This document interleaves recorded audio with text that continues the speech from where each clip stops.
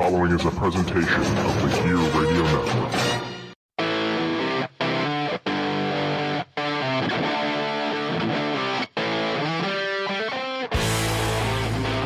Soldiers, and we're back again bringing you the next 10 in the 50 greatest hair metal albums of all time.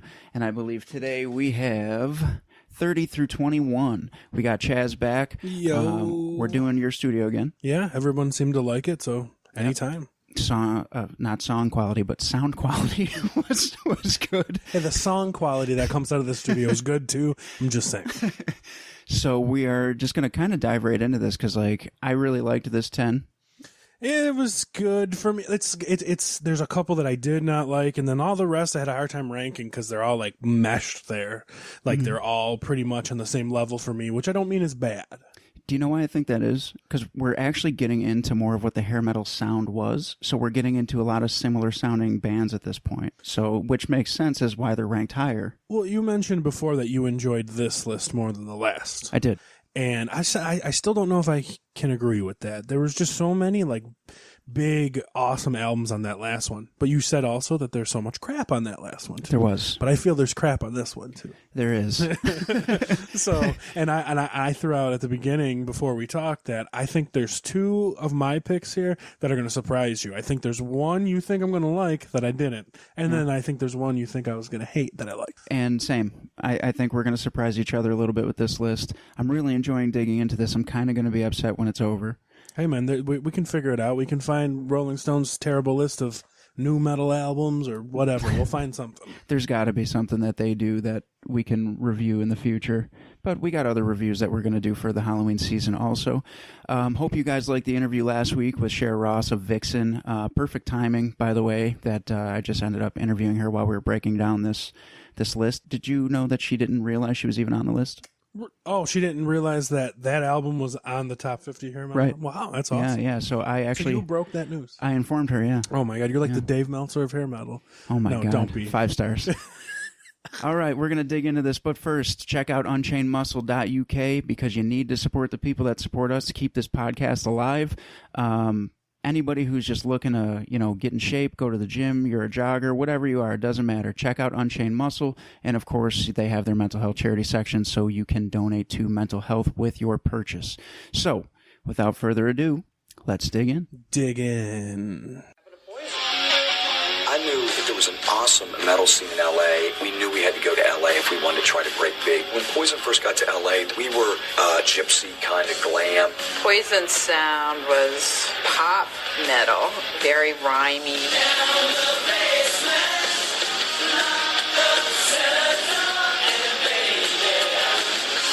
It was pretty hard to get record companies to come out and see Poison initially. Their songwriting wasn't very developed, and it was really about their show. You had to see their show. It was just really, really fun.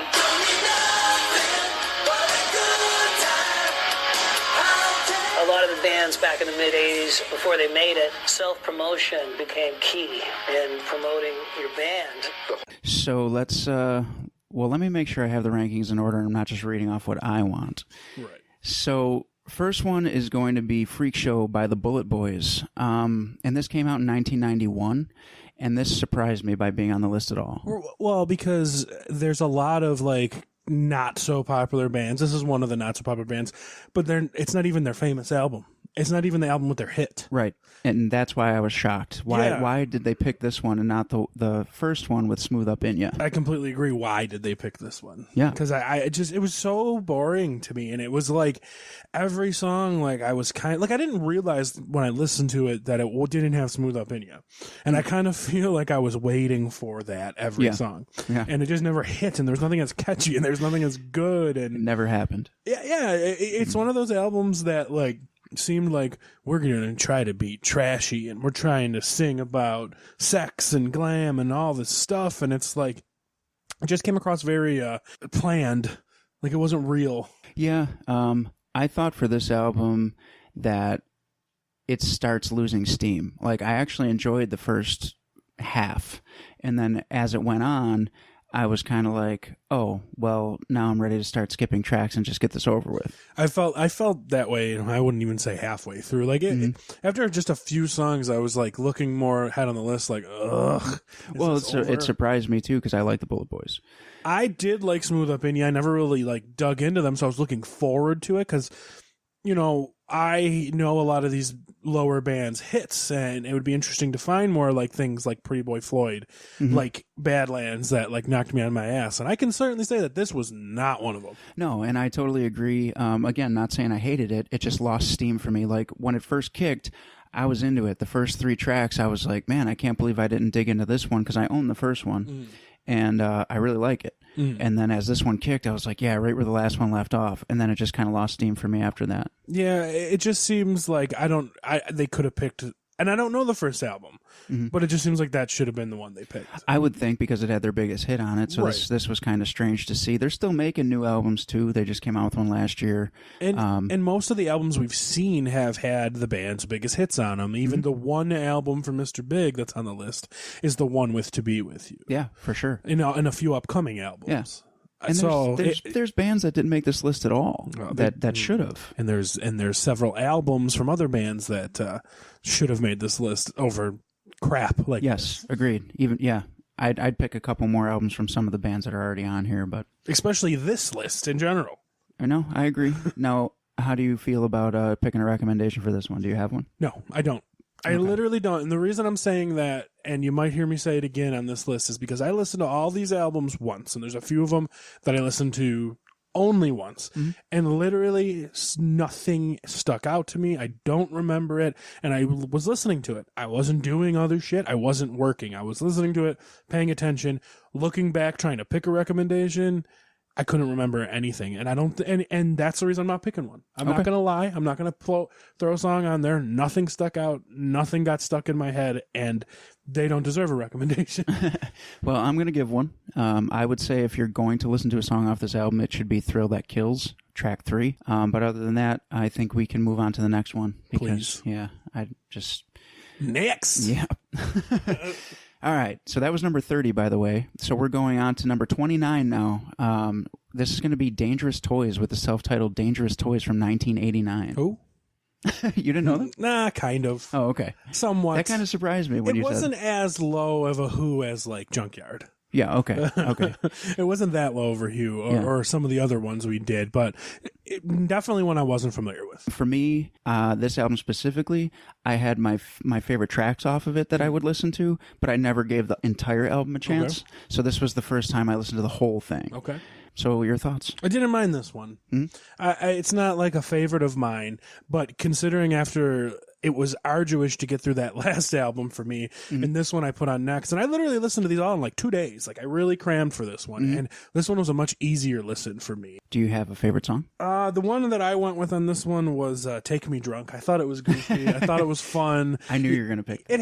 It had that sensibility of the fun 80s-ness. Like there's a lot of sexual innuendo and shit like that. The whole album. Right.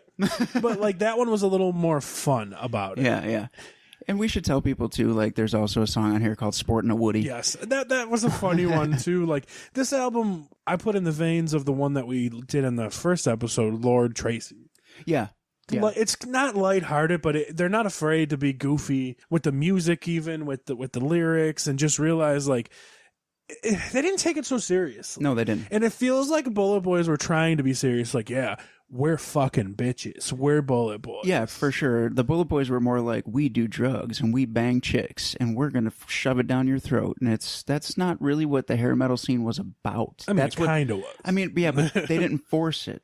Like a lot of bands became known for that. Right. But they didn't force it on you. Well, even like in the lyrics of those other bigger bands, like there's innuendo about sex and stuff like that, where some of these we've listened to is just, no pun intended, forcing it down your throat. Yeah, for sure. For sure. And like this one was like that, but it had such a lighter tone to it, like just like goofiness. Yeah, and I honestly got to say, I really do like this album. Teasin' Pleasin's probably my favorite track. Yeah, that's the one that I already knew. Yeah.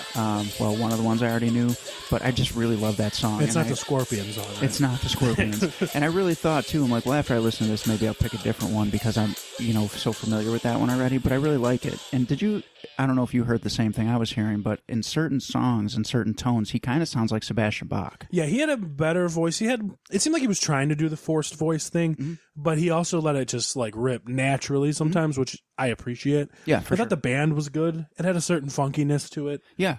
I like 10 out of 10 will listen to this album again.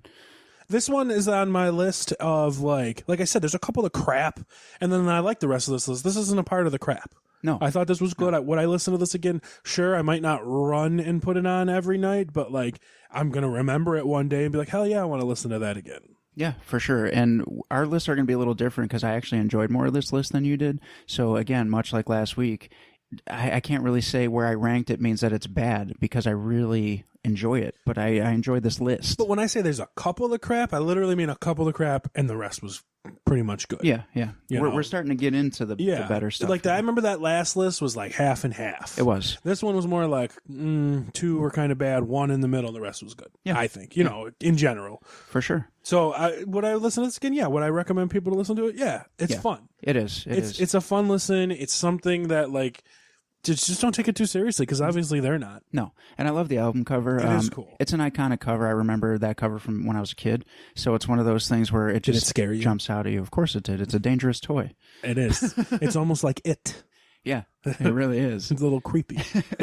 So yeah, I guess we both agree on that one. So let's jump into number 28, which is Black and Blue with Black and Blue from 1984. Which could be, it's not, but it could be one of the oldest albums on this list. Yeah, this is from, so far, we've been landing a lot in like 89, 90. Yeah. Yeah. This is 1984. So this, I would say this is the beginning of the glam metal era. I would say 83, 84. So this is early. And of course, we know that the guitarist was Tommy Thayer, who's now in Kiss. Kiss. And the singer was, I don't think he is anymore, but was the singer for Warrant for a while. Yes, yeah. I don't think he is anymore. I don't think so either. And another Kiss connection. He was actually the drummer in a Kiss tribute band, like a Kiss sanctioned tribute band. I did not know that. Yeah, he was the Peter Criss. If you ever see him, he even has like the Peter Criss like tattoo that Peter Criss has. Really? Yep. Okay. So that's a little trivia I know about Black and Blue, Very which cool. is coincidentally a song that you wrote when you were like 15. Oh my God, I forgot about that. Wow. That sounded like any of the crap albums on this. What would you think of this one? I like this one. I've had this one. Okay. Just being a Kiss fan, we tend to like delve into anything Kiss members touch. Mm-hmm. So when I found out that Tommy was in Black and Blue, my old ass went to the record shop and found a used album of this Black and Blue. And this is like a decade ago. Yeah. And I liked it a lot. Like, also knowing that Jamie St. James was in the band, wanted to give Tommy Thayer a shot. And you can hear that this is Tommy Thayer. Even back in 1984, he sounds like he's trying to play like Ace Frehley. Yeah, you can definitely tell he was heavily influenced, Absolutely. a long time ago. We're going to disagree on this album, though, because I dug into it a long time ago, too, and this was my refresh, and I liked some of it. But I didn't really care for it in a huge way. I'm not going to say this is top of my list or anything Yeah. like that, but this is like, it's a good it's an okay, good album. I really like the song Hold On to 18. Yep, I was torn between that and Wicked Bitch to pick for my recommendation, but I did go with Wicked Bitch. I think School of Hard Knocks is a little corny. It is. And It's that's, very corny. I think stuff like that, they have some corniness to them, and I think it brings it down a little bit for me. But like Hold On to 18 reminds me almost of like a Judas Priest song from this era. Like if you think of Headed Out to the Highway. Yeah.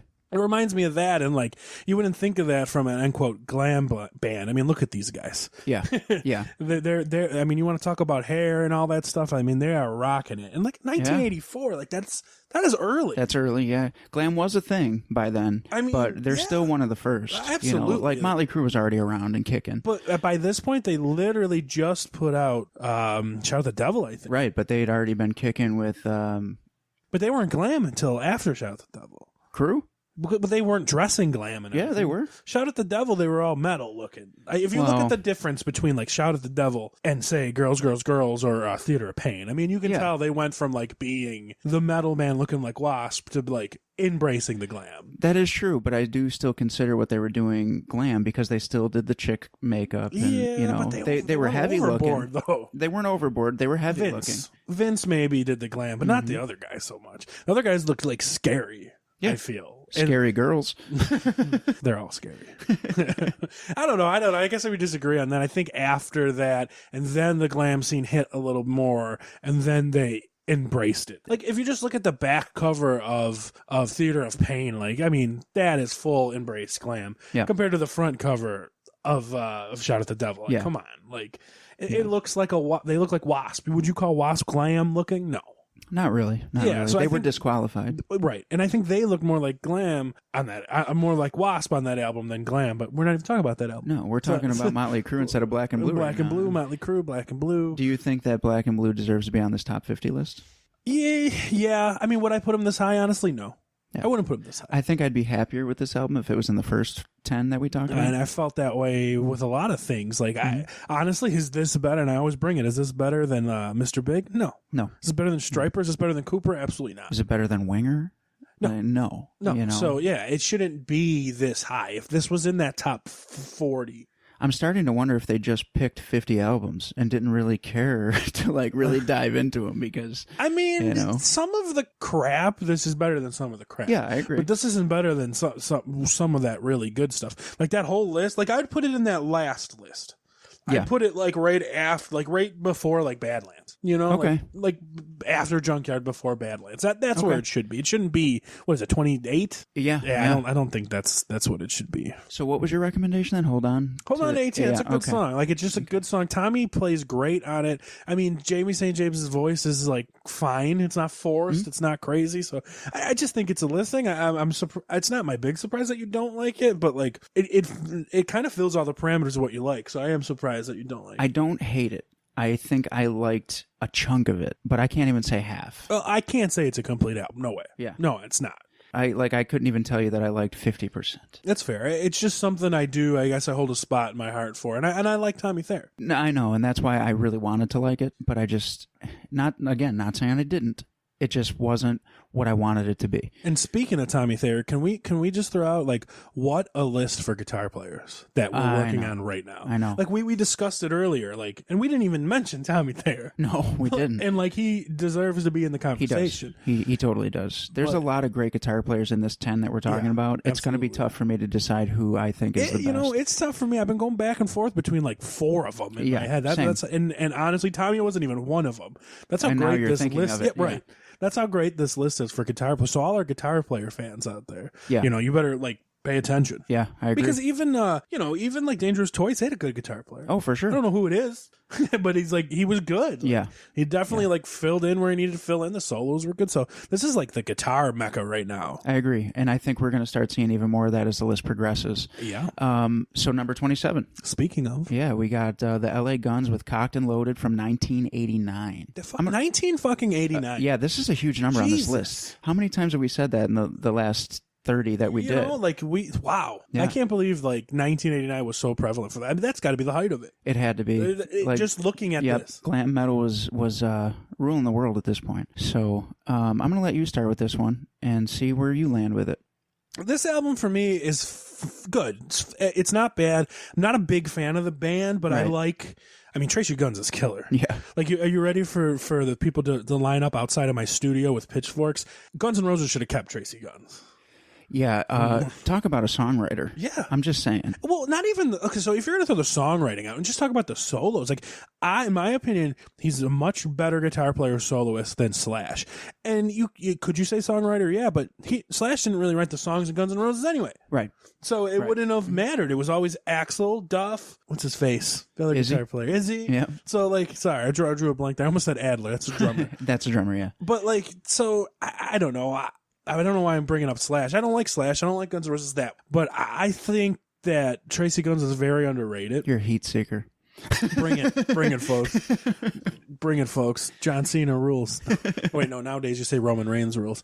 But for me, it's just I don't like the band as much as I want to. It's just it seems like a band that could have been great, like in the way of Badlands, and they just kind of got stuck in between, kind of being like guitar driven like Badlands and trying to be Guns N' Roses. Yeah, I could see where you're going with that, and obviously you know me, so you know I love LA Guns. To me, this album is good. it's not great. Yes. It's good. Okay, good. Like, I could listen to this whole album and I'm content. Yes. But I think that their best album came out last year. Oh, somebody else told me that too. Was you sure it wasn't me? It might have been you, but I think shout out to Tatman Dave. I think he told me that too. It's called The Missing Piece, Okay. and it's the original. They're back together. It's not Phil and all them? Yes. Okay. And it is incredible. Now that is their greatest album in my opinion. Is brand new, and cool. every song on it, I don't skip a track. Like, the whole album is fantastic. This album, I skipped some tracks, not for listening purposes of this show. I did go through them all, it though. but I know the album. You know it. But Ballad of Jane, I think, is up for contention of being one of the best hair metal ballads of all time. There's some great ballads on this list too. Oh my God, I know. I couldn't. It was hard. You can't even. I can't even. Jeez. I've literally been running around all day. Is that pumpkin spice over there you got? Not yet. To me, like I said, it's when I listen to this, I start to block out Phil Lewis. Not that he's a bad singer or anything like that. It's more like it starts getting into that formulaic blues rock. But then, like, when Tracy starts to rip it, it's completely different. Mm-hmm. And he does not play like those blues rock guitar solos. And I appreciate that about him immensely. Yeah. My standout track was, and there's a few ones that sound the same, but the one I picked was Magdalene. Hey, that's the same one I picked. What a solo! Like, that is Tracy Guns at its finest, right there. Oh yeah. Like, Oh, yeah. I think like that's like I rewound it and listened to it again because it was a good. It's not like insane jaw dropping. No, but there's something about that song that grabs you from start to finish. It's like a little more metal, a little more minor, feeling yeah. like, and not so like that blues rock. Like it seemed like they were more of a metal band that tried to jump on the blues. Was this their first album? Cocked and Loaded, I think it was actually. So I think that, like, they might have been more of a hard rock and close to metal band, and then they decided to switch up to be part of the blues rock craze. I mean, that sounds right. And I got to say, Magdalene, though, is so good. And his voice sounds just better in that song than any other song. Mm-hmm. The guitar riffs are catchier than any other song. It doesn't, and I think it doesn't fit on the album. It doesn't, but I like how it follows the Ballad of Jane. Yes, but that's cool, too, because, not saying the ballad brings you down, but it slows you down. Yeah. And it's like what we were saying last episode about the Slaughter album. It was like they put on that one song at the end that I liked so much more than the rest of the album. Desperately. Desperately, yeah. I was going to compare this to Desperately. It's got the same sound. Right. The same sound, and it's like, and it doesn't fit on the album. Right. And for me, it's like the stuff other than this is like meh, and that song's amazing. And it seems like for you, the other stuff in this album is like good for you, and this song is amazing. Yeah, for sure. So to me, that means I like this song more because it kicks up so much more, in my opinion. Like, it really does. Like, I will listen to that song again. I will put that on a playlist. I will I think I'm going to make like a Spotify playlist of all my my picks. Your recommendations. Yeah. It'll be nice and fun to listen to. Mm-hmm. Oh, you know what? Before we move any farther, we have to decide what we think each other's number ones are. I wrote mine down for you. Oh, you wrote it down? Yeah, already? we don't say it, remember? Oh, we You changed need to write it down. I did. It's on there. Okay, so I wrote yours down too, yeah. All right. So, yeah, I got you. I know how to do this list by now. Yep. By the way, you're wearing, again, 2 weeks in a row, an Adam Cole shirt. I did not plan that. Yeah. I noticed it on my way here, and I was like, I showered in the last week, I swear. And you're like, he better not call me out on it. I mean, I had a feeling you might. Am I wearing the same Poison shirt? You're not. Thank you. What do you got going on there? Come on. Evolution? Evolution. Nice. Evolution. Nice. There's an evolution. Motorhead's not on this list. No, they're not. That'd be weird. Yeah, that would be very weird. So we're moving on to 26, and this one is Poison, Open Up and Say Ah from Poison. 1988. Have you heard of Poison? Isn't that an Alice Cooper song? Or no, Belle Biv DeVoe too, right? Yeah. So I think it's fair to say that we didn't even have to listen to this album, but we did. Oh, nice. There's a Poison CD sitting right here Actually, on the you counter. bought me this for Christmas. I did. I did, because Like it's one of my favorites. A long time ago. So we didn't have to listen to this because we are but I did. giant Poison Yeah. fans. But yeah, of course I did too, Absolutely. because it gave me an excuse to just listen to the whole thing. Hell yeah. This whole album is great. Is it my favorite Poison album? No.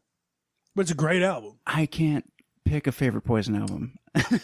I mean, you got to have that one that you run to. And to me, it's more, this might actually be third on the list for me, but that doesn't mean it's bad. No, I mean, how many times have we seen Poison? I've seen them 15. Christ. You've had to have been right there with me. Yeah. I don't think I've seen them without you at all. No. So we have to be because I've seen them every time they've came Yeah. to our area. And we've seen Brett solo a bunch of times. You've seen Brett more than I have. He autographed my arm when we were hanging on his bus. Thank you, Brett, for that. I wasn't there. I wasn't invited. You weren't. You came and personally got me. That's fine. Hey, what it is, what it is. That's okay. That's okay. Drop Hang on, more I gotta names. pick up that name. Yep. Keep doing it. Rub it in. No, I mean, All right, Mark Slaughter. no, Robert Fleischman. Okay, thanks. Actually, no. If we're gonna be Ace Frehley, Ace Frehley. Yeah. Bruce Kulick. Okay, moving on. But this is like we've seen Poison since what 2001, 2. Oh, one. Yeah, you're right. Yeah, 2001. We went to the Glam Slam Metal Jam. And I remember like the next year in high school, wearing like that shirt and getting in trouble because it said like cock rock on it. Yes. Yeah. It said like call it cock rock, call it whatever the fuck. Shock you want. rock, cock rock, glam Yeah. rock, and it listed all the. And it's like call it whatever the fuck you want. I remember Mr. Cook was like, you can't wear that Yep. here. You have to turn that shirt inside out. And I said, okay, and I didn't. Do you remember the lineup? Warrant, Cinderella. Yep. Was Janie Lane there? He was. And it was a Poison. Was that it? Nope, there's was one Vince more. Neil? Nope. Skid Quiet Row. Riot. Oh, And it was with Kevin DuBrow. He did not pass away. I've So seen Kevin DuBrow twice. We actually saw all 4 of those bands with the original lineup. That's sweet. Yeah. I seen Quiet Riot with Kevin DuBrow. I think like the year before he died too. Yeah, they came He back. played at like Shays, Yeah. which is for you people who don't know is like just like a theater where they have musicals. Yeah. And it was Quiet Riot and it was Rat, but it was the Rat that had John Corabi playing guitar. Oh, okay. So it was okay. different. I don't know if it was Stephen Piercy. I can't remember. We have strayed so far from talking about this album Because right it's Poison. I mean, it's one of those albums that like are we excited to talk about it? Yeah, but we've been talking about it for years. Okay, let's start at the beginning. Look at the cover.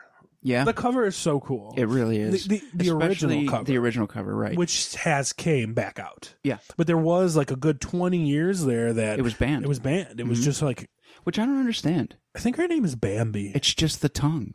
Like, Well, it's just like she's a devil. right. I do like, though, when they did ban it and they just kind of blacked out everything but the eyes. did her It eyes. still looks really cool. Yeah, they made it like interesting. Yeah, that's the second Poison album. Or, sorry, there was 2 Poison albums that had different covers. The Flesh and Blood one used to have the bloody tattoo, Oh.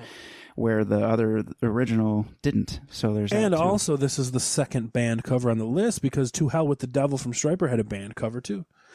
That's right. The original cover was them as angels forcing the devil back into hell. And then it ended up being just said To Hell with the Devil. Right. These goddamn 80s guys causing trouble, offending people. It happened all the time. Okay, so we're talking about the aesthetic of them. It's a cool album cover if you don't know it. Look at it. It's really quiet. I believe her name is Bambi. I don't know if that's true. Let us know out there. But for some reason, I think her Yeah. name is Bambi. I don't know. So it starts off with Love on the Rocks. Great Great song. opening song. Fun song. And then it went into the song I never heard of called Nothing But a Good Time. Great song. Fun Yep, party yep. rock. Which obviously they still play to this day. Back to the Rockin' Horse is kind of corny, but it's a good song. Still a good song. The yeah. lyrics are kind of Yeah. corny. I really like Good Love. Oh, great song. Yep. Man, I mean, I like this whole album. Tearing Down the Walls is real good. Little by little, you can look. Of course, too, you get like your huge hits that they had were Fallen Angel, Every Rose Has Its Thorn, and Your Mama Don't Dance. I mean, Jesus, like that right there, that makes the album. I mean, if you think about it, there's 4. Wow, that lightning was. There was lightning. Wow. There's 4 When songs on this that were lightning hits. crashes. Sorry. There's 4 songs on this album that were hits that they still play in concert to this day. Absolutely. My favorite song on this album, it's one of my favorite Poison songs, is Fallen Angel. Yeah. I don't care how much of a hit it is or how overplayed it is. It is a great song. And I'm a big CeCe DeVille mark. Yeah. I mean, Yeah. I think is CeCe DeVille as good of as a guitar player as Paul Gilbert? No. But he has the same style of like Ace Frehley being like, yeah, I'm not the greatest in the world, but I'm good at what I'm good at and it's going to sound good. Yeah, he definitely sticks in his wheelhouse. He's creative, and it's fun.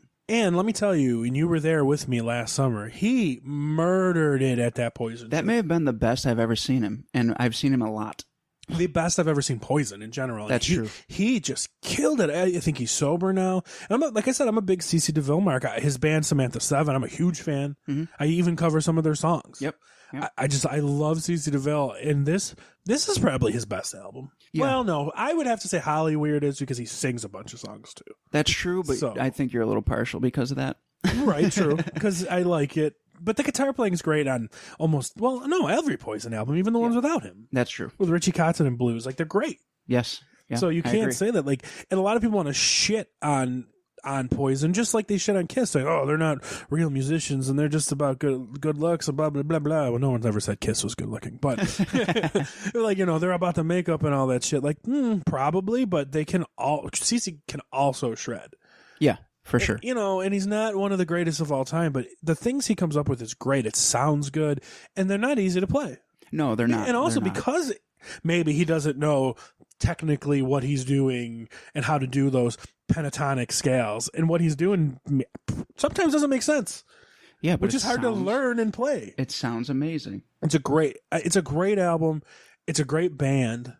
They couldn't do wrong in the 80s. I know you're a bigger fan than I am of Native Tongue when that came out. I love Native Tongue. Yeah. But I was actually going to bring that up, how I think even some of the albums that made this list could have been replaced with Native Tongue. I got that when it was brand new. Also, I don't believe on this list, I don't believe Flesh and Blood's on here. It's not, which I thought it should have been.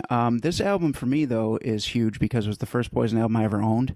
And that obviously opened the floodgates for me because you know my top two are Kiss and Poison. Right. Which was a great concert that we saw. Yes, it was. Christ, that was in 2004. Yeah, that was a long time ago. It's my senior year. It's my junior year of college. Yeah, okay. Whatever you say. To me, though, it is a very good album. I mean, I'll just be honest. The other album on this list, I like more. And it's higher on this list. It is. It is. And it deserves to be, I think. Can you pick a track off this for people who may not, I don't even want to say may not be familiar with it, because if you're a metalhead, you are familiar with this album.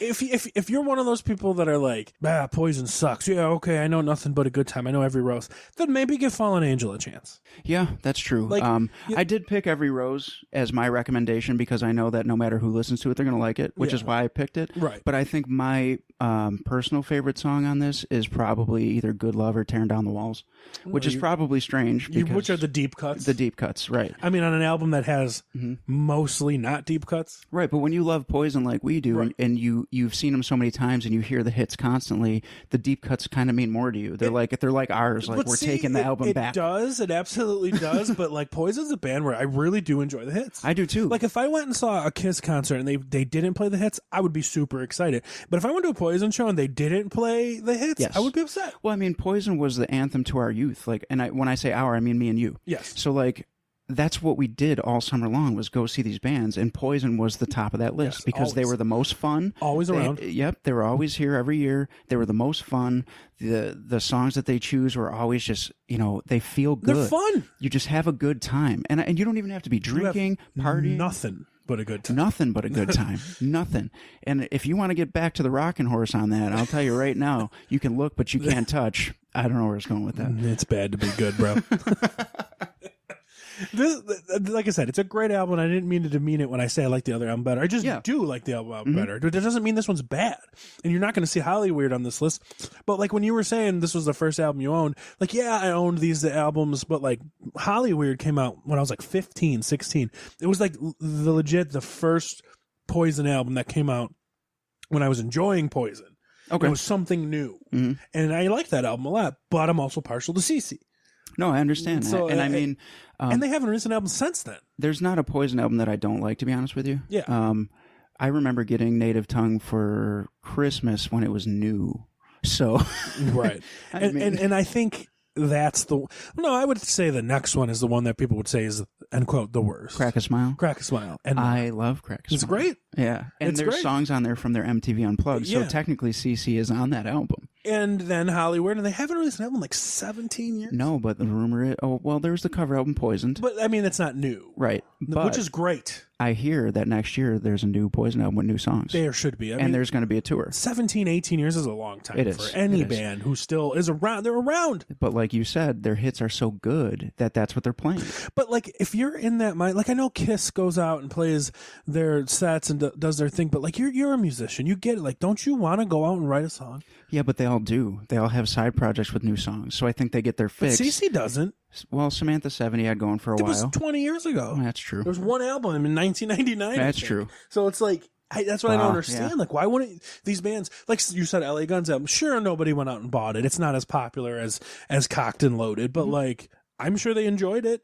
Yeah. And writing music And being back together. and being back together and writing music for the 10,000 people to enjoy instead of the 10 million. Yeah. Like, I think these older bands need to realize, like, okay, they want to get in the studio, they don't want to they're not going to make the money they used to, so they need to realize, like, all right, we're not going to make the money, so let's just go in and make an album like we used to, Yeah. and enjoy it and enjoy the ride. I could agree with that. And Okay. I hope Poison does it. That would be exciting. I hope Kiss eventually does it again. Like, I hope Kiss has done it a lot more than. I mean, they've only released 3 albums in 21 years, True. and they used to release an album a year. Maybe we should do a podcast episode on all Poison's albums I would do it. We in could the do, future. Yeah, I mean, Because we've been talking about this Poison one's in turning general. into, This yeah. is now the Poison podcast. Yeah, it could be also the Kiss podcast. It could be. Or Chris Jericho. Who else do we usually talk about? That was his plug for this. Yeah, episode. Chris Jericho, there's your plug. Thank you for the gift basket you sent. That was, Yes. That was yes. nice. A whole lot of bubbly. Yeah, yeah. There was it was Prosecco. It Oh, was yeah. good, yeah. It was it was peach. All right, number Moving on. 25, David Lee Roth, Eat 'em and Smile, 1986. Great year. Yeah, you mentioned that last time. And of course, this is a supergroup. Oh, You have is it? David Lee Roth, Billy Sheehan, who we talked about in the first episode that we did of the breakdown because he's a bass player for Mr. Big, and Steve Vai. Steve fucking Vai, who shows up later, maybe. I don't know. I don't know yet. I don't know if he's on But that Whitesnake album or not. He was in Whitesnake, He wasn't. but I think it was Yeah. after the album that's up there. So moving on. Sorry, forget I said Well, that. you love this album. I do like this album a lot. That comes from my brother. My brother's a big fan. So shout out to Dom. Shout out to Guido. Big fan of this album. He's a big Steve Vai guy. He's a big David Lee Roth guy. Yeah. I think this album right here is, I mean, when I say I love it, I like it. I love it. Like, it's not one of my favorites of all time. I'll tell you what, though, I'll take this album over every Van Halen album. I agree. Like, I totally yeah, agree with that. it's- I'm glad you said that because that's an unpopular opinion No. that I have. Is Yeah. I personally, not taking anything away from Eddie Van Halen, but Van Halen as a whole, I find to be overrated. Yes, absolutely. And this is when you got to think. David Lee Roth here, like, is God. 1984, he came out with 1984 from Van Halen, arguably their biggest album of all time. Right. Then he left, and he put out a couple of EPs with cover songs and whatnot, like Just a Gigolo, I Ain't Got Nobody, Yeah. California Girls, sold yep. like crazy. Mhm. Then gets this fucking band and releases this fucking killer album. And I gotta say, I've always liked this album. Listened through it today, still like it. Didn't change my opinion. But I had a more of an appreciation for how different it is Oh yeah. because there's like jazzy songs on here. Well, David Lee Roth thinks he's in a rock band, but he also thinks he's a crooner. Right. It's like a lounge singer. Yes, and that's why Yeah. you get stuff like "That's Life." Right. Exactly. But that's him. But man, Billy Sheehan on this album. Jesus. I mean, he's always a great bass Yes. player. I mean, And Talis, and Mr. mind Big. this is before Mr. Big. Yes. So yes. the story goes is that Talis, which is Billy Sheehan's original band from Buffalo, Right. was opening up for Van Halen.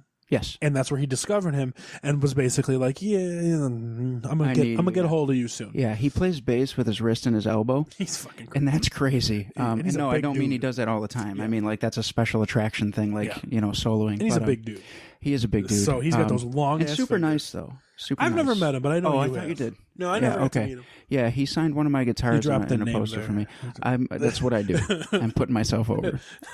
Someone's got to. Yep. So this is before Mr. Big. So this is like maybe the first big, supergroup. Yeah. And actually, you could say, yeah, it is a supergroup because Steve Vai is coming off of being in Alcatraz. Yeah, and we got to talk about him real quick, talking about great guitar players on this list. Oh my God. Man, you see him solo with the lights on his fingers and like I'm bigger into Paul Gilbert. I like Paul Gilbert better, but like any person that has ever picked up a guitar, if they tell you that Steve Vai sucks, they don't know what they're Stop talking to that person. Yeah. You don't need that kind of negativity in your life. Yeah, like I used to argue with my brother all the time. I told you he's a big Steve Vai mark, but like I can never say the word Steve Vai sucks. I think Steve Vai, not on this album per se. This is one of his like major like albums to me. He started to rely more on like making weird noises and doing like playing with his pedals and like kind of bringing that Tom Morello influence in there when the guy can shred his face off. But Yeah. then again, it set him apart from all the shredders. Well, here's my next question to you about this album. Pick me a favorite track for people to listen to. I think the best song on this album is Shy Boy. Me too. Yeah, okay, it's we have such a the same good song. one. And this was written completely by Talis and Billy Sheehan. Yeah, the single was Yankee Rose though. Great song. Yeah. Also, Ladies Night in Buffalo, track 4. Not written by Billy Sheehan. No, written by Steve Vai. Yeah. How crazy is Yeah. that? I was going to ask you if you knew that. Yeah, they must have just partied here a lot. Well, with Billy being from here. And because Buffalo's, at least in the 80s, from what I hear, just crazy parties. Yeah, for music and for professional wrestling, actually. Really? Yeah, Shawn Michaels and Marty Jannetty actually got fired for a bar fight at a hotel in Buffalo Really? for their first time around, yeah. Well, bars here are open at 4 a.m. Right. And that's different. Everywhere else is like 2. And Shout out Shawn Michaels and Marty Jannetty. have you met them? No. Actually, I take that back. Yes, I met Shawn Michaels. Didn't you? Yeah. But so yeah, it's open till 4 a.m. here, and I mean, it just was the party scene, and people like to party here, and obviously David Lee Roth liked to party. Yeah, and the shows that came through here were always big shows. You know, we had the Stadium, and you know, we had the Odd, so those were like big deals. Well, and you know? and if you think about it, like bands, just music was bigger than like bands like Rat, who you wouldn't think as a huge band. we're selling out. We're selling out the arenas. Odd with the arenas, like and like Dio. We also, you know, we also haven't really been talking about this as this list has been progressing, but there are a lot of great ballads on all these albums too. Is there a ballad on this Not one? on this one. Yeah, there's not really a ballad. I guess you could say That's Life, but Yeah. that's just a cover of an old crooning song. Right, But this whole album is just Yankee Rose. You should know that song. You should. If you don't know Shy Boy, look it up. Now this is going to be controversial to me.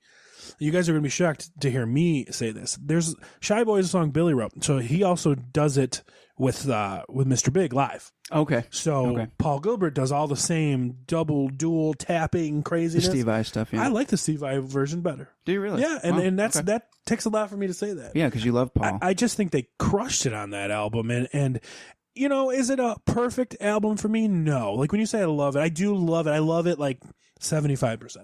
okay. You know, a couple of other songs I forget about. Elephant. I have guessed your first album wrong.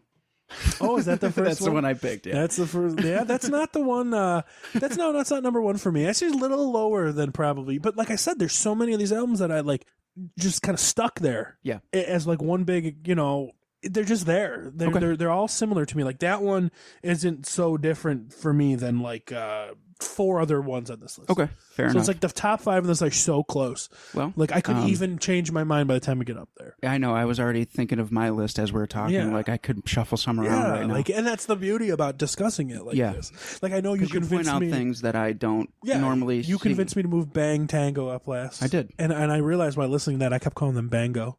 Yes, but I figured that was just a cool, like, shortened version of Bang It's Tango. confusing. There's Ted Nugent. Like, come on, like. So let's keep rolling because I think the last 2 albums we spent a lot of time on. But number 24 is going to be Enough's Enough with self-titled Enough's Enough from 1989 again. We've seen them. We saw them live with Winger and Poison, actually. I don't even remember. Honestly, No? I don't remember. I don't know. seeing it. You might not have been in the actual. Are venue you saying yet. I was out drinking? Yes. Okay, good to know. I was inside because I definitely want to see as many of these bands as I can, and Enough's Enough I do enjoy. I never really listened to them until I Okay. had to. Do you like this album? Yes. Yeah, Me I did. It was too. a good surprise for me. So this was your surprise. No. Oh, okay. Okay. It was a surprise. Like Like how much you liked it. looking at the cover, to be honest, I the was peace getting sign? scared. Like it was going to be a whole nother. What was that shitty album last? Hang on, Kick.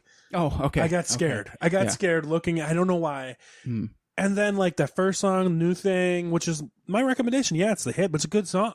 It's a great song. And I like this album a lot. Like it just wasn't. It wasn't run of the mill.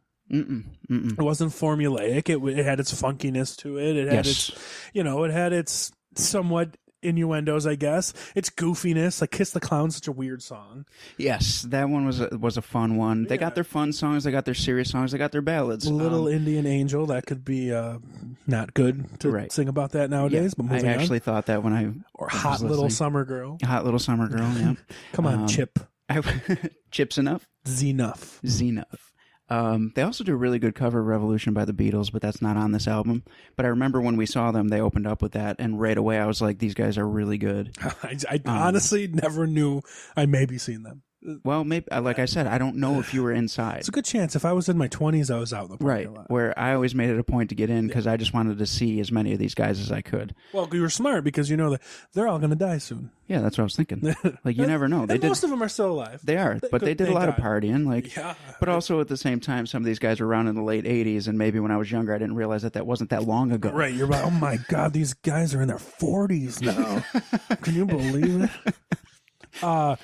I did not even want to skip a track on this album. By the No, way. I never did either. Like it brought it up.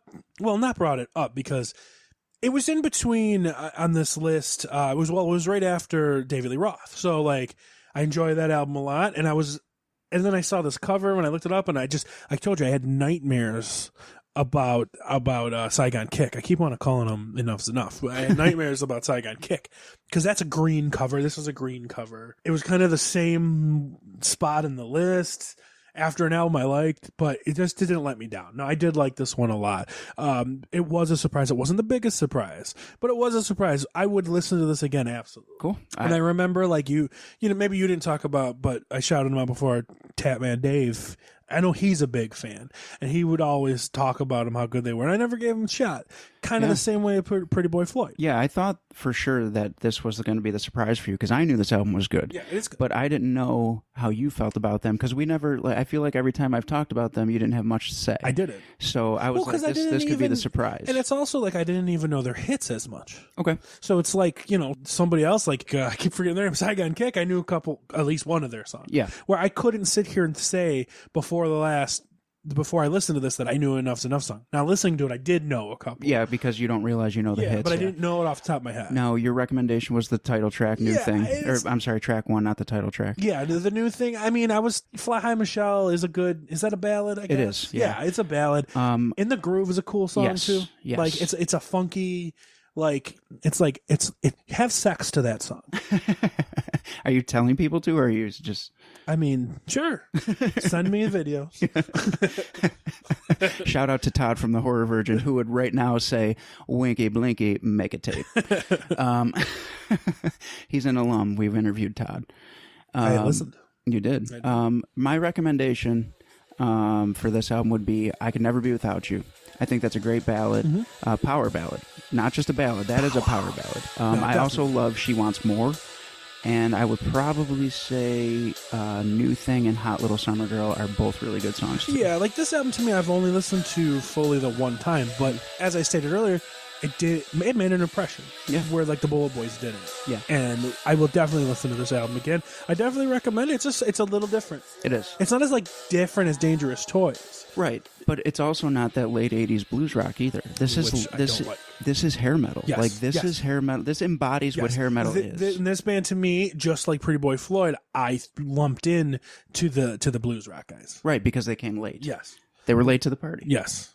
Now we're going to go with number 23, which is Hanoi Rocks, Self-Destruction Blues, 1982. Obviously, we're both already familiar with them. Oldest on the list. This has to be the oldest album on the whole It's list. not. It's not the There's whole one that ties it. Really? Yeah, we'll get to it. This is before Shout at the Devil. It is, but in the top 10, there is an album in the top 10 that is the same year, and we'll get to that when we do the top 10. Well, the reason I'm bringing up the age of this album is I got into Hanoi Rocks the past couple of years, 3-4 years more. Okay. A lot more. And I'm actually a pretty big fan of them now. And I love Michael Monroe solo stuff. Yeah, you were saying he just came out with something. Yeah, Michael Monroe solo stuff is awesome. It really is. It reminds me of like that Samantha 7 we were talking about. It's so good. Like I like Michael Monroe solo stuff way more than I like Hanoi Rocks even. You know, I'm glad that you always point out who people are in the bands too, and so do I, because I feel like our listeners are gaining a lot of knowledge from us because we know the guys in the bands. Michael we're not Monroe's just the singer, right. by the way. We're not I just didn't say like that. we're not just like, hey, these bands, this and this. Like, no, like check these specific guys out. Well, I mean, to the point of Hanoi Rocks, though, I only know two members off the top of my head: Michael Monroe and Razzle. Razzle, of course, was killed in the Vince Neil car accident. Yes. So he was on this album, right? He must Yes, have been. Razzle was on this album. Now, this album, me saying that was a shock for me because I didn't like this at all. So here's the thing. I've been listening to Hanoi Rocks for a long time. I discovered them accidentally because Wednesday 13 loves them. Okay. So he had an interview where he talked about them as an 80s hair band, and I was like, no, I know all the 80s hair bands. Yeah. What are you talking about? Right. And then I looked them up Right. and was like, I love these guys. Yes. But I'm kind of with you because this album wasn't like their other albums. This does not. I don't know why this is on this list. This isn't a hair metal album. Because, no, it's a blues album. Right. Well, what's the name of the album? Self-Destruction Blues. Did I say that clearly? Or is that... fucking easy there on that sparkling water. It's watermelon. So, like, to me, like, I was excited to listen to this because I never heard this one. Me either. And this one is actually not even on Spotify. I had to find it on YouTube. I had to find it on YouTube because it's not on Apple. Yeah. So, and here's the thing: all their other albums are right. And all their other albums I know. Right. So I'm like, why don't I know this one? Like, and I have a bunch of their stuff on vinyl. I didn't Right. have this one. I got their stuff on CD, and I couldn't find this one. I was excited for this, and then like the first song, I'm like Love's an Injection. It sounds like a cool title, Mm-hmm.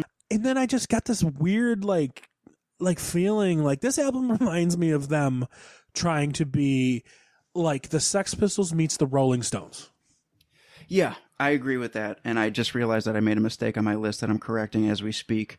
But I don't understand why this one, because like we're both saying, they have so many great albums. And remember when I said, when I was talking about Bullet Boys, like there's another album that I couldn't recommend a song? I can't recommend a song on this. I couldn't either, so I just kind of like, I browsed quickly back through and picked one that just kind of stuck out. So I picked Kill City. I don't know. There's nothing that sounds glam. No, I think this album made it because it kickstarted them. Well, let's be fair. I said glam. There's nothing that sounds hair metal. This does maybe sound glam. Maybe if you're going like early. I mean, this is 1982. So I mean, if you're going early glam like the New York Dolls. Okay, yeah, you're right. Okay, glam like that. But I don't know. It disappointed me because I like Hanoi Rocks.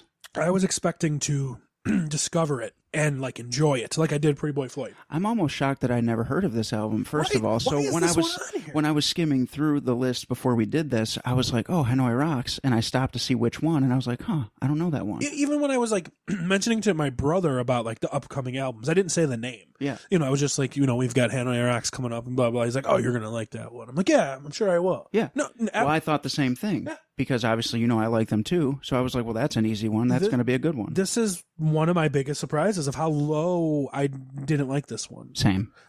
It is a real letdown, but you gotta give the guys their props. It was early.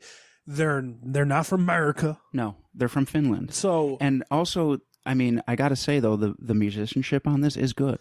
It just wasn't for me. But it's like it just sounds like there's a few times it sounded like I was listening to the Rolling Stones. Yes, exactly. And I don't mean that as a degrading thing. Kind of, but it kind of is because this. I mean, this is supposed to be, and it's supposed to be hair metal and whatever. I just think that there's so many great albums that they have that could have taken this one's place. I think honestly, this is, as I say, the Rolling Stone magazine trying to be hipster. Yeah, and I got to say too, there was a few times where they kind of sounded like The Cure. Okay, yeah. Which I was like, that's not hair metal, glam rock. And I don't mind The Cure. I don't either. And I don't mind the Rolling Stones. I kind of mind the Sex Pistols. I don't like the Sex Pistols. I don't either. I will say Dead by Christmas was a pretty decent song. That would have been the one that I would have picked. And that's more of a punky song. Yeah, exactly. And I'm bigger into the punk scene. Like, and if you listen to something else from Hanoi Rocks. Yeah, I'm not saying they shouldn't be on this list. Right. I'm saying a different album. And in my professional opinion, listen to Michael Monroe solo. Yeah. Well, I mean, what's that album from 15? Horns and Halos? Horns and Halos. Amazing album. Mm-hmm. Horns and Halos would be like in my top 10 if that was in the 80s. I mean, it's so good. Like I said, we're not saying that they're a bad band. We just don't understand why they picked this specific album. Probably because it's their first one, and they just wanted to say this kickstarted these guys. And maybe they just wanted to give the 1989 a fucking break. Yeah, this came out in 82. Just throwing it back. Old. Like we said, this is tied for the second oldest. Yeah.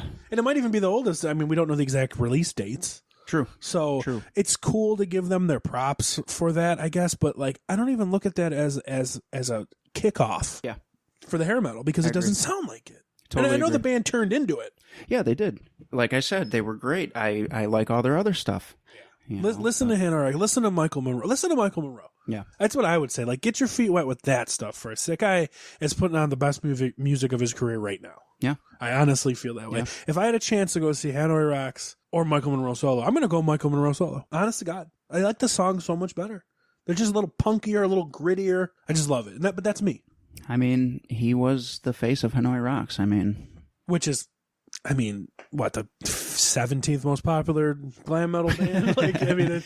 underrated sometimes. Yes, absolutely. And Just not this one. same thing as Pretty Boy Floyd. I had that thing. I think they're a little transcending out of that hair metal stuff. It's almost like punk. And punk was lost in the 80s, man. There was not big punk bands in the 80s. The Clash, I guess, so this is just kind of early. In the 90s, everything reformed and got... So, Yeah. I don't know. I don't like the album. So, no don't recommendation from me. I don't know. And like I said, I'm going to be honest and not even give you guys a false recommendation. My recommendation is The Ballad of New York City from Michael Monroe, Horns and Halo. Okay. The Ballad of the Lower East Side. That's what it's called. The Ballad of the Lower East from Michael Monroe. All right, fair. Moving on to number 22 is White Lion with Pride from 1987, which was a fantastic year. It's all right. That's when Rockstar Robbie Vegas was born. First of all, terrible cover. I don't like that cover. No? No, I don't like it. It makes sense. So here's the thing. I discovered this album when I was super young because my dad used to have a leather-bound box of cassettes, and I used to go through it all the time. And this was one of the ones that jumped out at me. Come on, your dad likes White Lion? It was in there. Get the hell out of here. It was in there. Let's be fair. Your dad listens to like Neil Young. That's true. But he also listens to Ted Nugent Nazareth. That's true. And that's it. And that's it. He listens every Oh, week. no, James Taylor. So Sorry. he'll hear that. James Taylor. What's up, Pops? How you feeling? So I like this album a lot. I do remember discovering it because I just pulled it out and was like, oh, a lion. And then I put the cassette in. I was just kind of shit talking the cover. This is the face of a lion who happens to be white. I fucking love this album. This was my biggest surprise. Oh, really? Yeah, because this one, for me, I only literally knew the hits. Fair. I only knew Wait and When the Children Cry. Gotcha. And this album is nothing like those songs. This album is amazing from Yes. start to finish. Absolutely. This definitely earned its spot on the list. I'd even put it higher if I could. This album was one that like almost knocked me on my ass. Like I knew Vito Bratta was good, Oh my God! Yeah. but he is talk about great fucking guitar players. Incredible. Like I couldn't believe how great he is. Like, and I also forgot how good of a song "Wait" was. Oh yeah, Wait is fantastic. I just kind of haven't listened to it in a while Yeah. with like headphones. Such a good poppy song. And of course, it's followed with All You Need Is Rock and Roll, which is amazing, and then Tell Me, which is amazing. But the song before "Wait" was my pick, "Lady of the Valley." That's a great song. Fuck, man. I rewound that like 3 times and had to listen to that guitar solo. So do you even have a recommendation? I guess Lady of the Valley, like Yeah. because I'm sure you guys know Wait, or at least When the Children Cry, but Lady of the Valley to me almost reminded me of like a Queensryche song. Yeah, and When the Children Cry is up for contention for Best Battle Oh, on yeah. the list too, for sure, because that song is amazing. And I remember watching that on VH1 as a kid. Yeah, Like, wow. creepy-ish video. Yeah. But I even asked you, is Wait a ballad? Because it's kind of slow. I don't think so, because when it kicks, it kicks. It do- like it when it does kicks kick. in, you But know? comparative to the rest of this album is not like you guys think at home if No. you haven't listened to it. No. This was absolutely my biggest surprise on this whole list Okay. because I went from thinking like meh, and I guess I never gave Vito a chance to like. That's his name, right? Vito, yeah. Okay. It is, yeah. I don't want to be like an idiot. Like, No, that's just saying that. But this album's killer.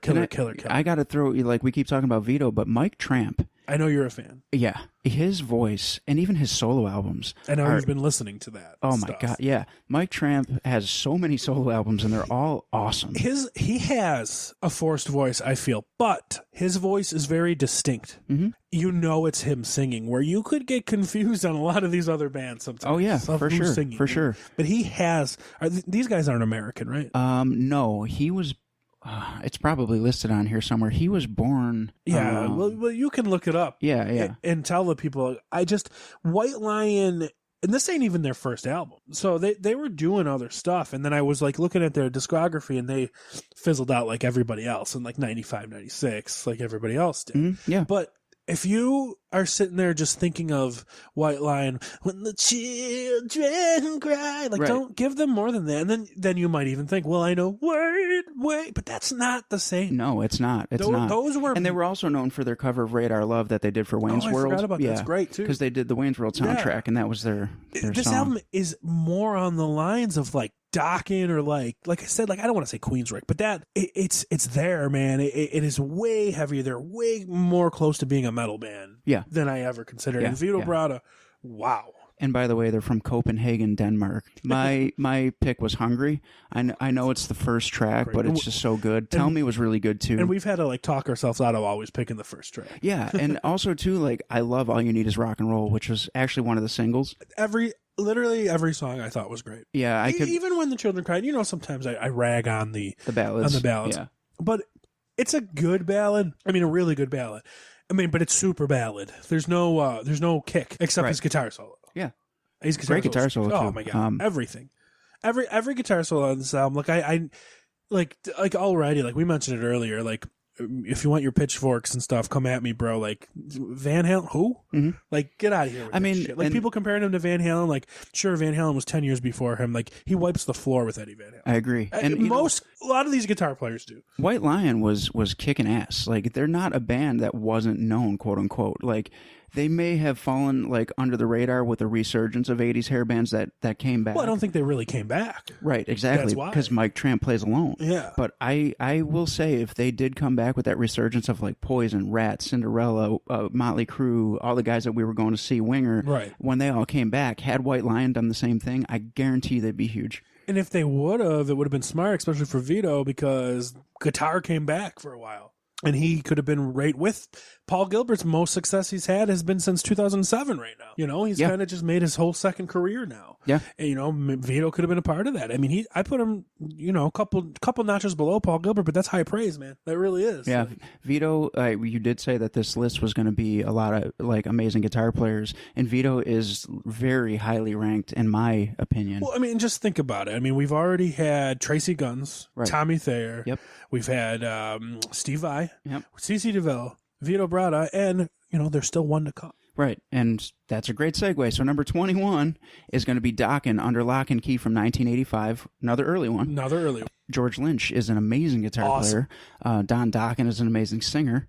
To me, this is Dokken's album, Don Dokken's album, where I feel George shines more on the other albums. I was telling you, do I like this album? Oh my God, yes, I love this Mm-hmm. album. But this isn't not my favorite Dokken album.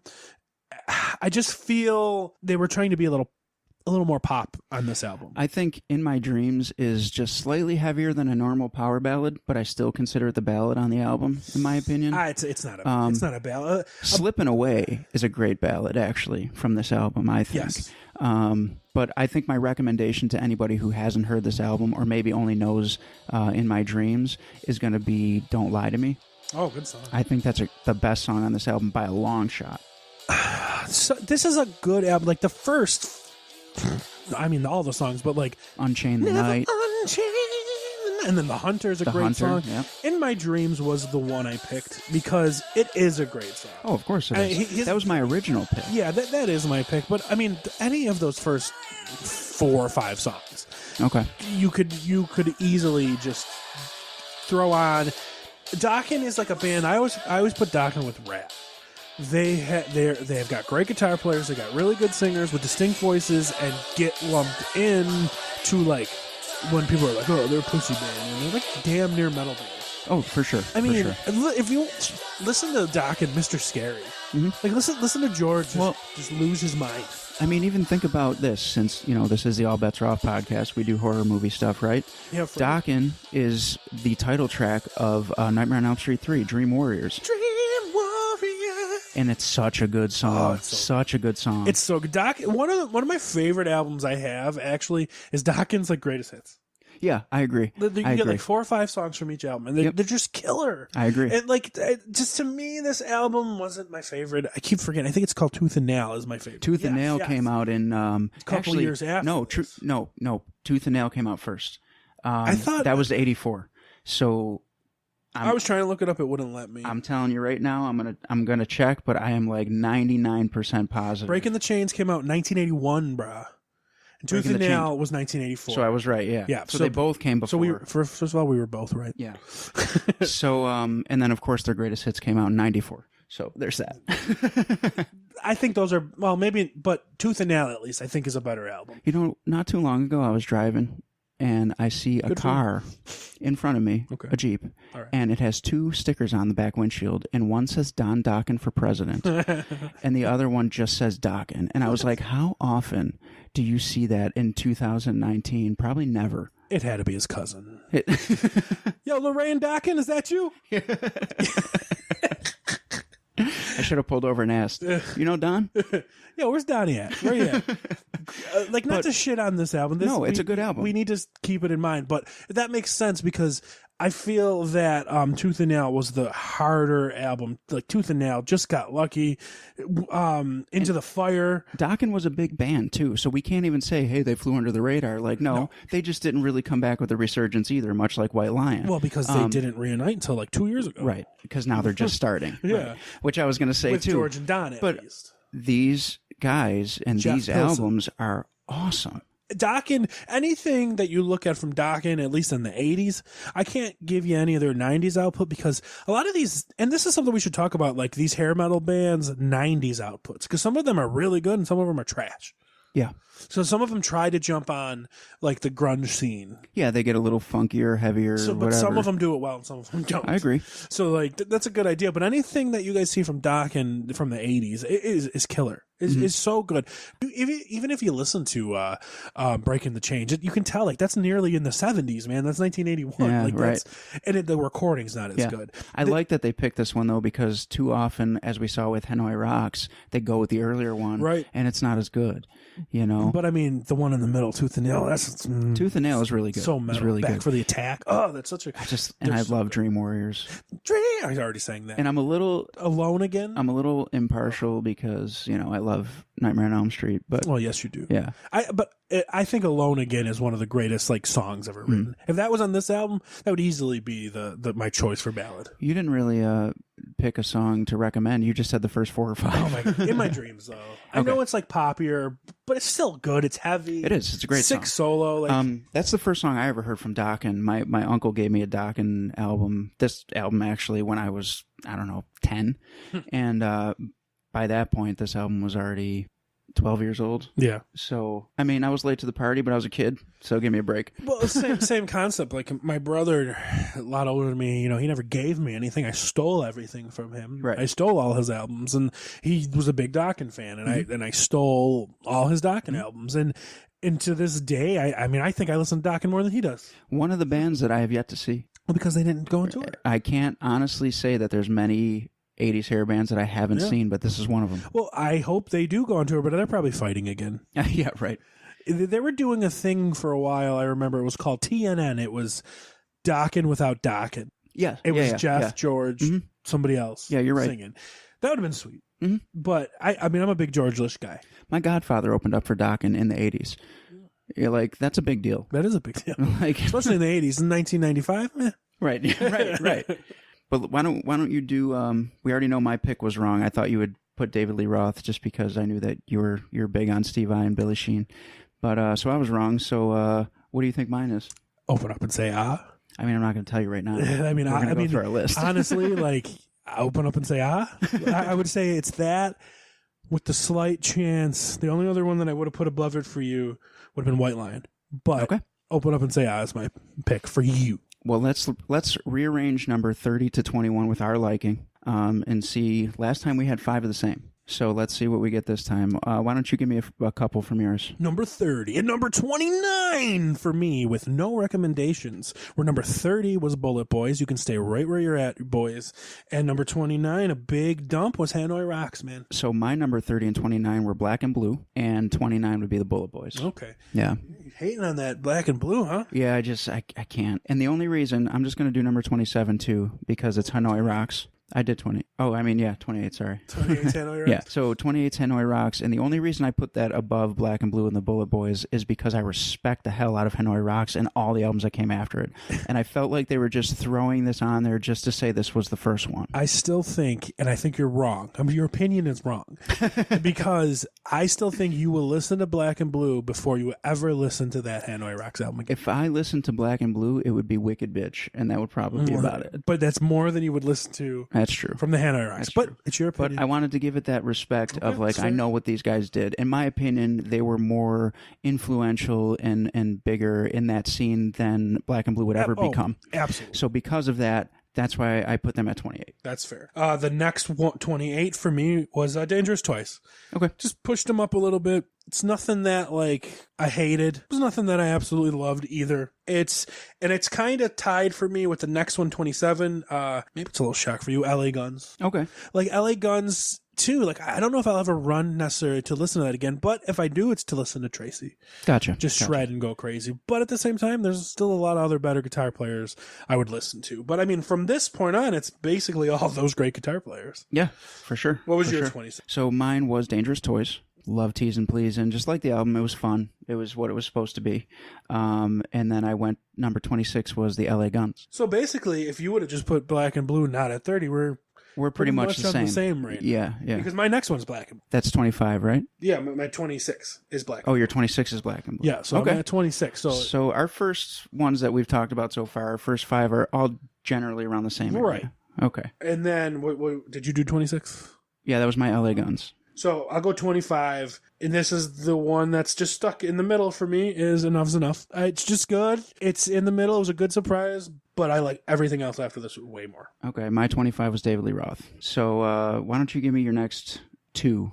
Well, 24 for me, where you were off a bit, was David Lee Roth. Okay, so we're still almost in the same. Great album, but just then I like 23 better, which is Dokken. I will listen to Dokken before I listen to David Lee Roth. I think the Dokken album is a better. I think the David Lee Roth album drops out a little bit towards the end, gets a little goofy, a little too goofy, you know, and Dokken stayed with it. Okay. My 24 and 23, 24 being Dokken, and 23 was Enough's Enough. You like that a lot. I love that album, yeah. It's looking like we're getting pretty tied up here for the first two. Yeah. And both of these were my picks for you. They were. I know Robbie Vegas, folks. So what was your 22? It's going to surprise you. It's Poison. Really? Yeah, I like that Poison album. It's just not my favorite. 21 for me was White Lion. I really loved that album. I felt it was a better album than the Poison album. Not saying anything wrong about the Poison album. No, those are both solid spots. It's just, I don't know, maybe it was just because it was kind of fresh for me. And like I said, that's my third favorite Poison album. Yeah. This is probably my favorite White Lion album. Well, we are in the same vein again, but just slightly off because I did 22 being White Lion, and I did 21 being Poison. Open up and say ah. Well, I was right. So you were right. I mean, that was You're easy. right. Yeah. That was fish in a barrel. It was. I was right about number 2, though. Yeah, yeah. I thought both those albums were equally good. It was very close, but just because Poison holds such a special place in my heart, Sure. I had to go with Poison. And like, I could have felt that, but I do like, look what the Cat Dragged In More, and that's later in the list, and I'm just being objective. Okay. Listening those two not back to back, but like trying to compare the two, just White Lion just really took me by, I loved it. Like, even if you're going to compare, and we could talk about ballads, yes. probably those two are obviously the two that are going to come out of here Yes. for the ballads of the year. Yes. The ballads of this. But I'm actually going to probably go with you, and I'm assuming, and go with Every Rose Has Its Yes, yeah. Biggest hit, for sure, out of probably everything on this list. Yes. Well, there's no problem. Out of the whole 50 albums on this list, Every Rose Easy. may have been the biggest hit. There's some Bon Jovi. I don't know, man. There's some Bon Jovi coming up. He's got some hits. He does, but I still think Every Rose was bigger than all of them. There's some Def Leppard. Okay, Every we'll Rose. see. We'll see. It wasn't number 1, but it's a great song. I do think Every Rose out of this 10, though, was easily the best ballad, Yeah. easily the one that everybody's going to know. Obviously, number 2 is When the Children Cry. 100%. But I feel Every Rose is just a better song. But the Children Cry is like depressing. Yeah, it is. You know, it's It like is. it's just this kind of a sad song where I mean, they're both kind of depressing. It's different. Yeah. I mean, When the Children Cry is like a little more like political. Yeah. You know, Yeah, it's like that's at that exactly point, what it's it like, is. fuck politics. I want to at least rock. And you know what? Not everybody likes politics. Everybody has had heartbreak. Yeah. So Right, I guess that's right. why it means a little more. Okay, I'll give you that. So we did the favorite ballads. What about favorite guitar player? Oh my god, so fucking hard. I know. Like let's go back again. Tommy Thayer, fucking Steve Vai, George Lynch, CeCe DeVille, fucking Vito Bratta. I mean, it's either Steve Vai or Vito Bratta. Like, I think at least on this list, from what I heard, I gotta go Vito for that. Yeah, I was gonna say for me it was a toss up between Vito and CeCe. I love CeCe's writing and I love the sloppiness and I love what he's about. Vito is just, I don't even know how to describe how good he is. Lady of the Valley, and we didn't even mention Tracy Guns though either. Lady of the Valley, like, just, it blew my mind how well written that guitar solo was. Yeah. And how just, yes, there was fast, but it was beautiful and it was like right. Yeah. Like, sometimes you just write the right guitar solo. And that was definitely it. Yeah, I agree. So, yeah, for me, wow, look at that. So, our lists were pretty much the same. Yeah, I mean... So, I mean, obviously, I think 30 and 29 from both of us is Bullet Boys and Hanoi Rocks because we both had them low. Yeah. And then we could say Dangerous Toys and then Black and Blue, right? Yeah. And then LA Guns. Yep. So, LA Guns is at what? Where are we at? 25? That was 26. So, yeah. Okay, 30, it's almost my list. That's why I'm looking at it. So 30 is Bullet Boys, 29 is Hanoi Rocks, 28 is Dangerous Toys, 27 is Black and Blue, 26 is LA Guns. Yep. Now we got the hard five. Right. I think it would have to be David Lee Roth 25. It's got to be, yeah. Right? And then, where was your Dokken? Dokken was number 24 for me. So it probably is Enough's Enough at 24. Because we had a slight difference there. Right, but they were both kind of close. Right. And then 23 was Dokken. Yep. 22 was Poison, and 21 was White Lion, right? No, that's the toss-up. That was the toss-up, yeah. That one is... well, let's see how did they rank here? Because we'll use... 23 was Dokken, and then... We'll use Rolling White Stone. Lion. Okay, so Rolling Stone ranked it higher, so you guys win that one. So we go with White Lion. We go with White Lion. So the official list is 30 Bullet Boys, 29 Hanoi Rocks, 28 Dangerous Toys, 27 Black and Blue, 26 LA Guns, 25 David Lee Roth, 24 Enough's Enough, 23 Dokken, 22 Poison, 21 White Lion. That would be very similar to my list. And that would be the list of mine, yours, and Rolling Stone combined. Because when I say it's very similar to my list, because it's very similar to your list. It is. It is. Actually, a lot of them were the same on mine. You just had Black and Blue lower. I had Enough's Enough a little lower. Right. Exactly. And that's what and I'm okay with that list. It evened like, out. Poison if Poison was 21, I would have been fine. So either way, a big surprise for me was White Lion. And a big surprise was that how shitty that Hanoi Rocks album was. Yeah, that was a surprise for me too. Because, like I said, I wanted to love it because I love other albums. I was surprised that it wasn't one of the other ones, right. But I don't know. Rolling Stone keeps throwing these curveballs that I don't agree with. But hey, it gives us fodder to talk about. It does. Actually, this was our longest episode so far, so we must have had enough to talk about. Jesus Christ! I thought it was short. Nope. I think it started off going quick, and then we had Poison. We had Poison, and we started telling stories and talking. And that's what people love. Right. So, other than my smooth voice, hey ladies. KPPX goes, easy listening. Welcome to WP Rex. Watched that yesterday. Airheads, come on. Yes, I had Miss V watch it. Great fucking movie. Yeah. So that was it for this week. We'll see when we do the next one. Could be next week, could be the week after. We're kind of splitting it up and seeing how things go. Yeah, I mean, it gives me a little more time to listen. Yeah. It's not as hard now. The first, I mean, I didn't know at least half of the albums each time. Yep. But we're cruising through. I'm going to be a little bit sad when it ends because this has been fun and our listeners seem to be enjoying it. Hey, well, if the public demands, we will figure something else out. Yeah, and of course we're going to also play into the horror community too. We're going to do some of that. So the horrors. No, we're not talking about 80s hair metal anymore. Oh, that's horror. Sorry. Horror. Sorry. Like Dream Warrior. Exactly. See how it all ties in? So let's wrap this thing up with everybody going to check out the link for Insane Labs. Get in the gym, do your thing, and let me help you feel better with 50% off with code RVegas30. And in case I didn't say it earlier, for Unchained Muscle, it's RVegas20. So check out those awesome stores. Get your discounts, get your supplements, get your clothing, whatever you need. And Chaz, you'll be back to do the final 20, but we're going to break that into 2 episodes. Yeah, man. I'm ready. I'm excited to get some good music. I'm kidding. There's still a few that I'm a little scared about. Well, the next album is a Who. Yes. For me. But it ranks so high. Yeah. I mean, people can look it up themselves. It's called Love Hate. Yeah. I don't know what the fuck that is. I don't either. Honest to God. And that's 20. And even the cover, I was like, doesn't even look familiar. No. Like, normally I'd see a cover and be like, oh, shit. Right. Yeah. So, and there's some others coming up. But I don't know. We'll have to see. There's some good albums up here. There is, and I think, we keep finding surprises. All right. Well, we will see you next time, Rock Soldiers, and we will see you next time, Chaz. Peace.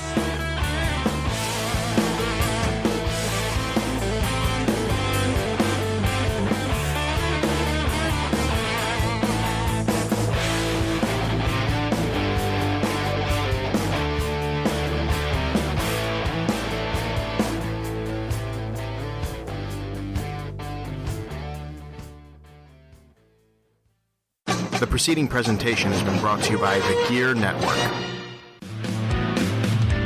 Hi, ladies and gentlemen. Do you like sports, interactive polls, friendly banter from two guys that probably shouldn't even be on the microphone doing this stuff anyways? Well, if you do, then you're in luck. Us two knuckleheads, Brandon and myself, comprise the Listen In Podcast. That's right, Listen In, the podcast. We're talking sports, we're talking news, we're talking topical things, we're talking all sorts of things, my babies. And you are all invited to listen in right here on the Gear Radio Network.